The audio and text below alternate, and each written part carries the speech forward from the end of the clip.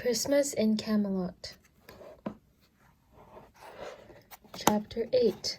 The Other World. The other world was completely different from the dark, cold world Jack and Annie had just left behind. They were standing at the edge of a pale green meadow. The meadow was bathed in warm, rosy sunlight. 3 horses, one black, one brown, one gray, were grazing nearby. On a hillside beyond the meadow, red and purple flowers sparkled like bright buttons. "It's so nice here," said Annie. "Yeah," said Jack. "Maybe we won't need this anymore." He pulled the hood of the cloak off their heads. He was relieved to see Annie's face and to see himself. "What was the first rhyme again?" asked Annie. Jack took out his notebook. He found the first rhyme and read aloud. "Beyond the iron gate, the keepers of the cauldron wait." He looked around warily. "I wonder where the keepers of the cauldron are," he said. "What do you mean?" asked Annie. "We just sneaked past them, remember? Whoosh!" "I don't know," said Jack. "The rhyme says beyond the iron gate. Those guys were standing in front of the gate. They weren't beyond it." "Shh," said Annie. "Listen." From over the hill came the faint sounds of sweet, joyful music. "Maybe the keepers of the cauldron are playing that music," said Annie. "Maybe," said Jack. He listened for a moment and smiled. The music made him feel light and happy. "Let's go meet the keepers," said Annie. "Not so fast," said Jack. "Shouldn't we be invisible again, just in case?" "I guess so," said Annie, sighing. Jack pulled the hood of the cloak over their heads. Together they started walking invisibly across the soft meadow. They passed the 3 horses and climbed the flower-covered hill. At the top, they looked down. "Oh man," said Jack. The hill sloped gently down into a misty green glade. In the middle of the glade, a band of musicians played flutes and pipes, drums and violins. Around the band, hundreds of dancers danced in a huge circle. "The keepers of the cauldron," said Annie. The dancers and musicians were smiling and laughing. They wore blue coats and green coats, white gowns and yellow gowns. They wore sparkling red slippers and hats with colored feathers. The dancers looked like people, except they all had glittering golden skin and wings that shimmered in the mist like spun silver. "They're beautiful," said Annie. "Yeah, they are," said Jack. "I don't think we need to be invisible with them," said Annie. "I think you're right." He and Annie threw off the red cloak. They left it in the dewy grass and ran down the hillside to the winged dancers. The dancers paid no attention to them. They just kept going around and around in their joyous circle. "I feel like dancing with them," said Annie. "Me too," said Jack. It was strange. He was usually shy about dancing, but he wanted to join this dance more than anything. Jack pulled off his backpack. As he set it down, he saw 3 swords lying in the grass.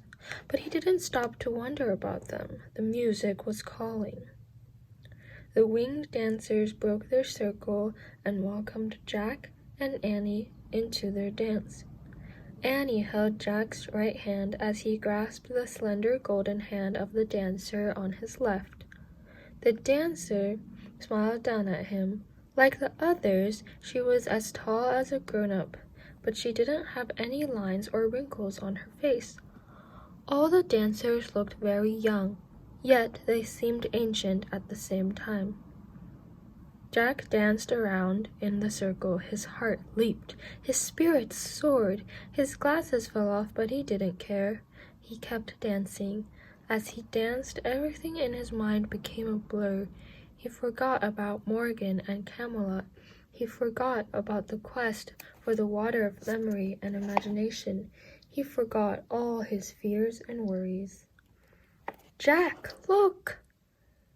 Jack looked at her. "Hi," he shouted, laughing. "No, don't look at me," she called. "Look there, look across the circle." "I can't see," he said. "3 knights," Annie shouted. "3 knights dancing." "Great," Jack shouted. "No, Jack! They look awful, they look sick," Annie yelled. She pulled away from the circle and tumbled back into the grass. "Jack," she called, "stop dancing." But Jack didn't want to stop. He wanted to dance to the wild music forever. Forever and ever and ever. Chapter 9. The Lost Knights. Annie chased Jack around the circle. "Stop, Jack," she cried. "Stop!" She grabbed his shirt and tried to pull him out of the dance. "Let go, Annie," he said. "Leave me alone." But Annie wouldn't let go. Finally, she pulled so hard that Jack broke hands with the dancers and tumbled backwards into the grass. The winged dancers didn't seem to notice. They closed their circle and kept going around and around. "Why did you do that?" said Jack, sitting up. "I was having fun." "Look at the knights," said Annie. "See them?" Jack still couldn't see. The world was spinning before his eyes. He ached to get back into the dance. "Here, I found your glasses," said Annie. "Put them on." Jack put on his glasses. He peered at the circle of dancers. He caught sight of armor glinting in the sunlight. He saw 3 knights dancing in a row. 2 of them looked very young. The third looked much older. As they came closer, Jack saw their faces. All the joy of the music drained out of him. The knights looked tired and sick. Their hair and beards were long and scraggly. Their faces were bony and pale. Their eyes stared wildly, and their lips were frozen in ghostly smiles. "What's wrong with them?" "They can't stop dancing," said Annie. "They're dancing themselves to death."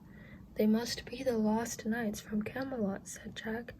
"We have to save them," said Annie. "Yeah," said Jack. He tried to clear his mind and think. "What about this?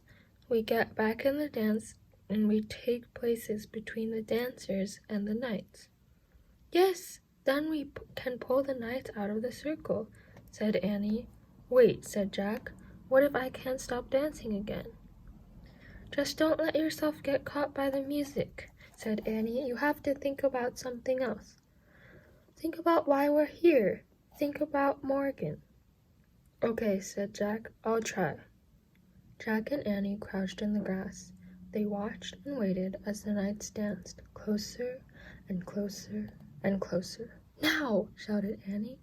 Jack and Annie rushed forwards. They broke into the circle on either side of the knights. As Jack started dancing, his feet seemed to fly to the beat of the drum. He felt a wave of great joy. His worries left him. "Now, Jack!" cried Annie. "Pull away!" But Jack didn't want to pull away. The music rang in his ears. Nothing mattered except the dancing. "Jack! Pull away now!" Annie shouted again. Jack shook his head, trying to shake off Annie's voice. "Morgan! Morgan!" Annie yelled. The word Morgan made Jack stumble a bit in the dance. "Morgan! Morgan!" Annie shouted. Jack stumbled again. Then he used all his might to stop himself from dancing.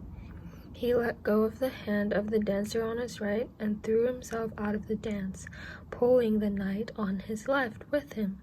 Annie and the 2 other knights tumbled back with them onto the grass. Just as before, the dancers didn't seem to notice. They closed their circle and kept going round and round in their joyous, timeless dance. End of chapter 9.